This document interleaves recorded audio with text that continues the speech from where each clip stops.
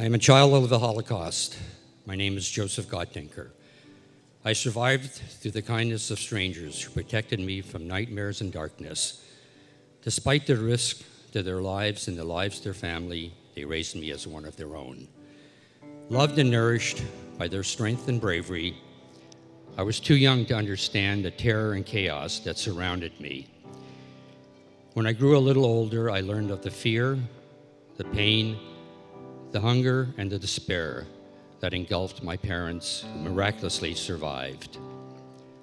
I learned that a monster from our blackest nightmares tried to destroy our hopes, our hearts, and our humanity. I was still too young to understand it all, but old enough to know that that monster almost succeeded. I wanted to close my eyes until the nightmare was over. Sometimes it feels as though the nightmare hasn't ended. Sometimes I fear the nightmare will return.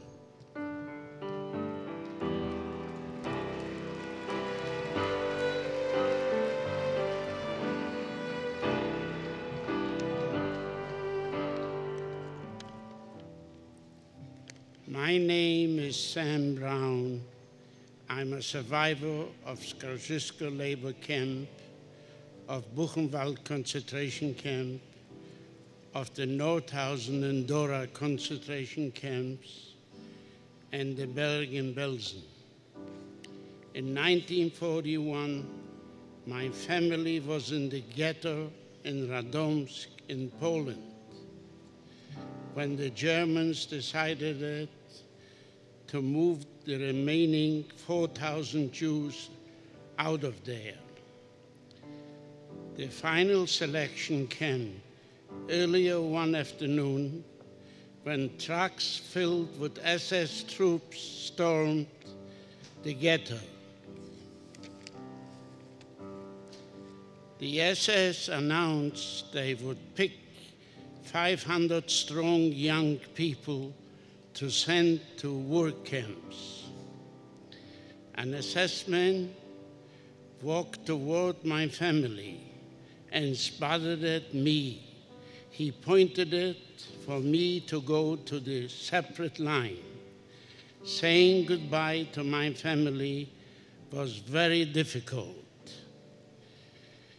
We all had a terrible feeling that this was the last time we would ever see each other. Tearing myself away from them was excruciating.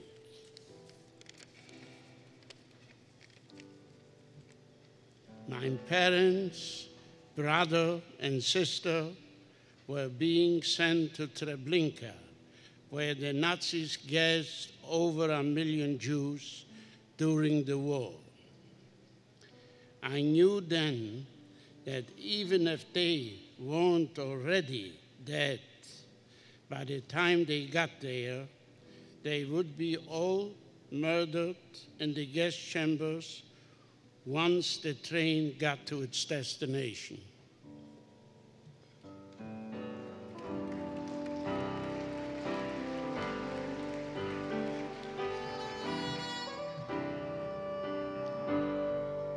My name is Jay Brown.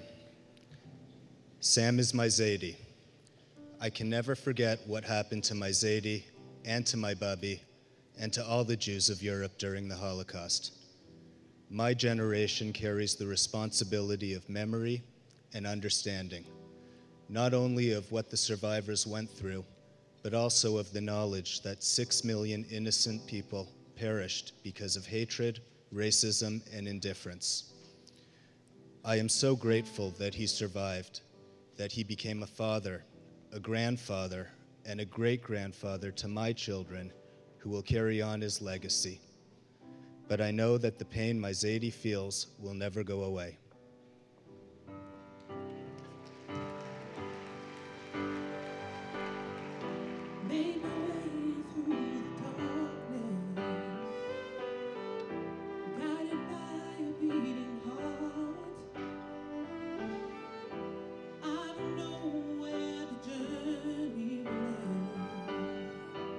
But I know where that I'm too young to understand. Say I'm caught up in a dream. Life will pass me by if I don't open up my eyes, and that's fine by me.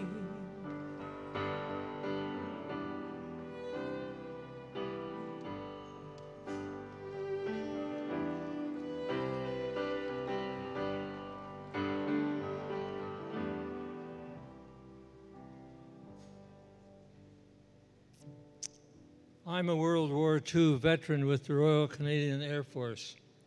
My name is Sid Gladstone.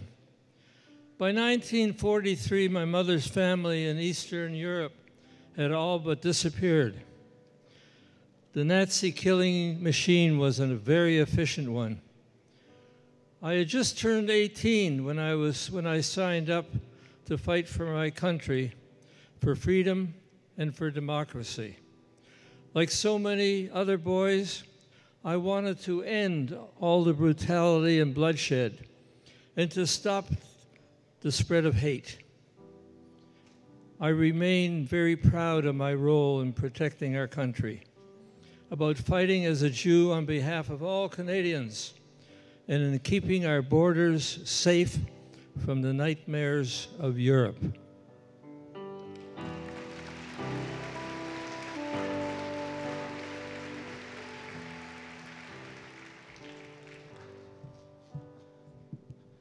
My name is Breen Carson. I deployed to Afghanistan in 2009 for 7 months with the Princess Patricia Canadian Light Infantry. I was stationed in Panjwai District in Kandahar Province, embedded with the Afghan National Army. Every day, I met Afghan men and women, old and young, children, yearning for freedom and a better life. I've experienced the realities of war. I've had my combat boots stained with the blood of a Canadian soldier, part of my patrol, who lost his leg after he stepped on an improvised explosive device. I'm often asked, was it all worth it? I think of the 158 Canadian soldiers who sacrificed their lives, as well as those wounded in action, and this is what I believe. Every human being in this world is my brother and my sister. They deserve dignity and the right to be free. There's nothing more worthy of our sacrifice than making that happen.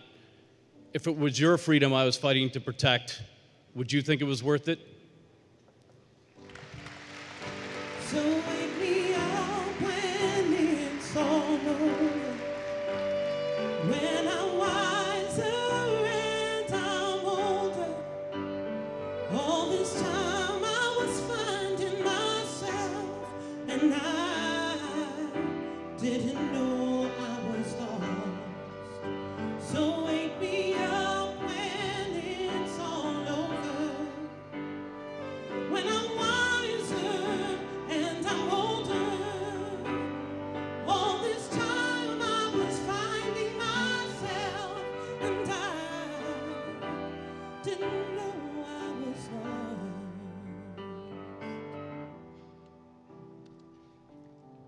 My name is Emery Rutagonya, and I'm a survivor of the 1994 genocide against Tutsi in Rwanda. 20 years ago, I was 18 years old and a high school student. Like most other Tutsi, I fled to a Catholic church for shelter and safety, unsuspecting that churches had become killing sites as well.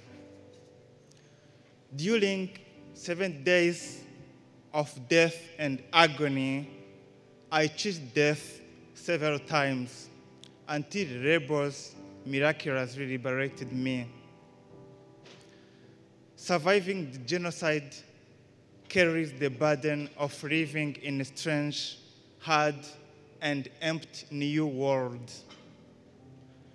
It also carries the responsibility to honor the memory of those who didn't survive. I feel the beating of their hearts within my own.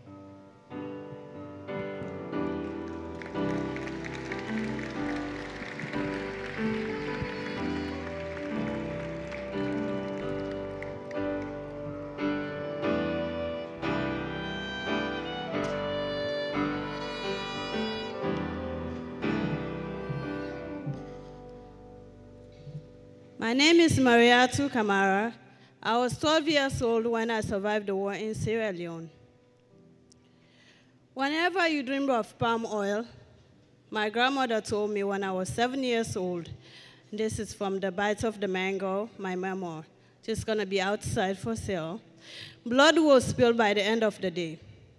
The night before the rebels came, I had my worst dream ever about palm oil. I woke up screaming. When the rebels came and dragged my best friend, Mariama, away, I closed my eyes, began to pray, but I could still hear her screaming as she was burned alive.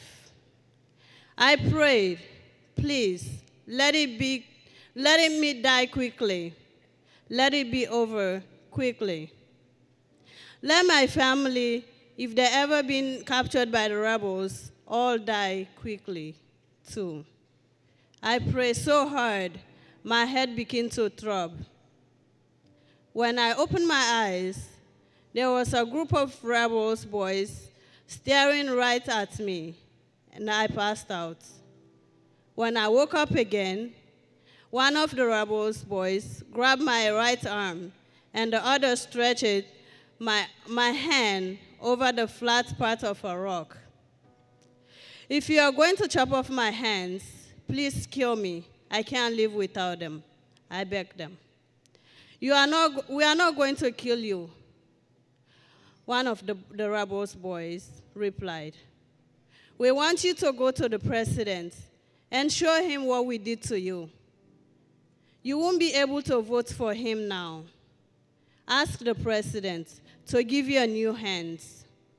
As my mind went dark, I remember asking myself, what is a president? Now and then, someone asks me, what do I feel towards God regarding my condition as an amputee? I tell them, perhaps God took away my hands so I can touch the world with my heart. Thank you.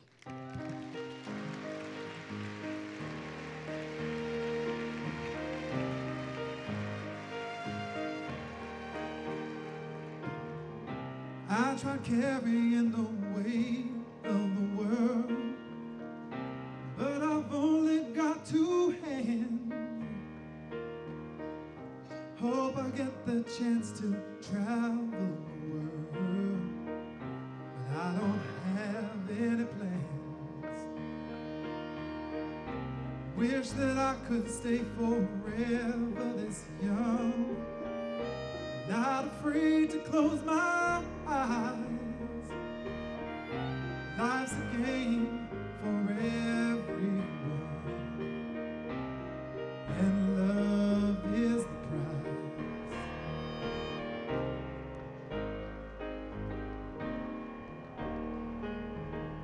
My name is Nathan Gibson, and I am a recipient of the 2014 Wiesenthal Scholarship. I am a child of the YouTube generation, bombarded daily with images of pain and suffering. I dream of youth and innocence. I see visions of war and bloodshed and wish for peace and harmony. My world is too large. It encompasses all the good and bad of which humanity is capable. I have seen the devastation of concentration camps in movies and old newsreels.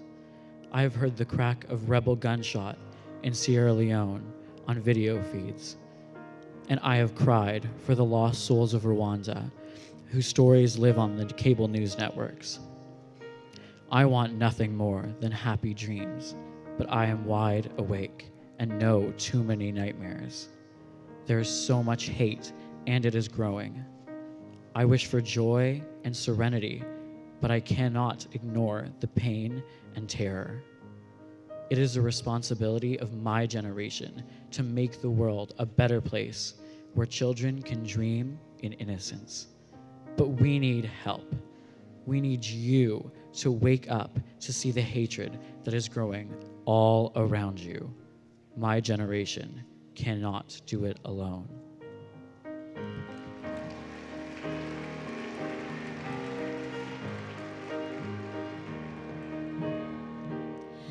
My name is Eva Xu, and I'm the winner of the 2014 Speaker's Idol contest.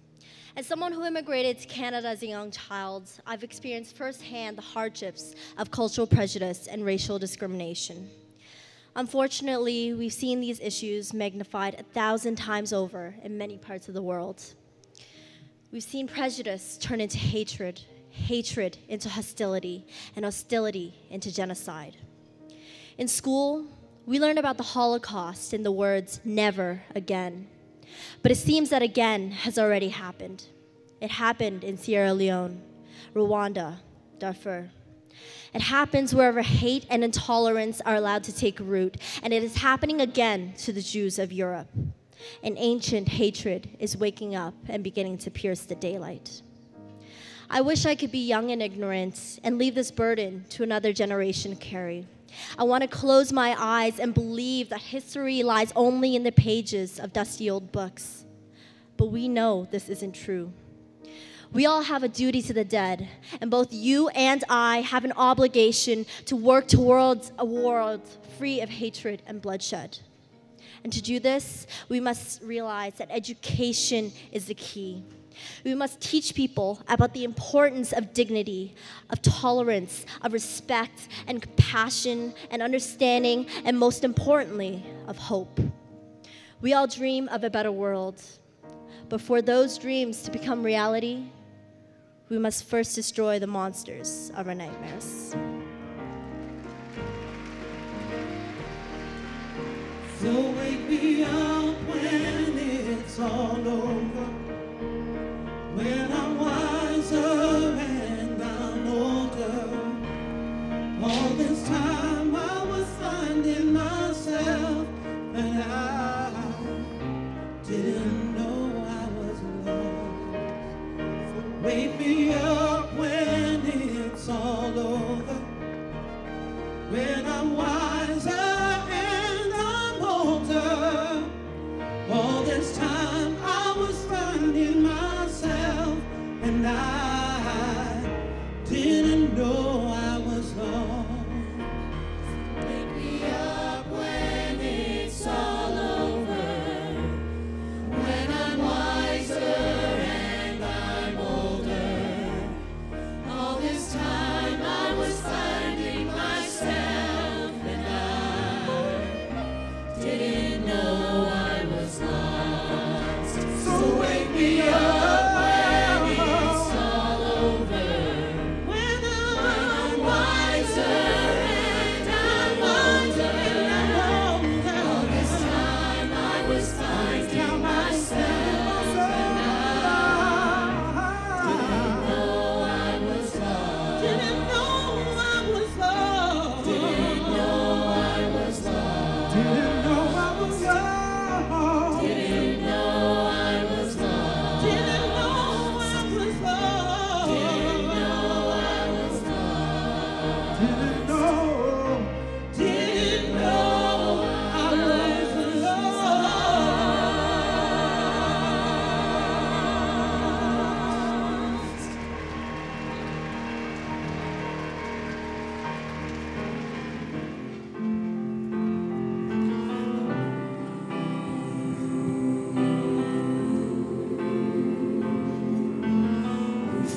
Imagine there's no heaven. It's easy if you try. No heaven below us, above us only sky. Imagine all the people living for today. Imagine there's no countries. It isn't hard to do. Nothing to kill or to die for, and no religion too. Imagine all the people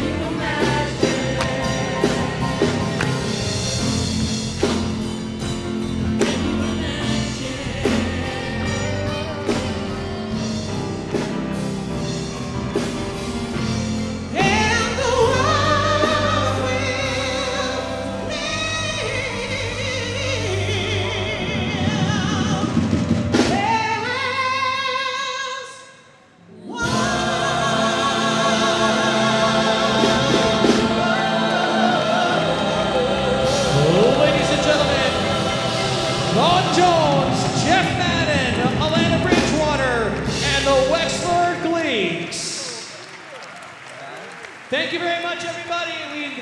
Thank you for coming this evening, and have a terrific evening. Good night, everyone.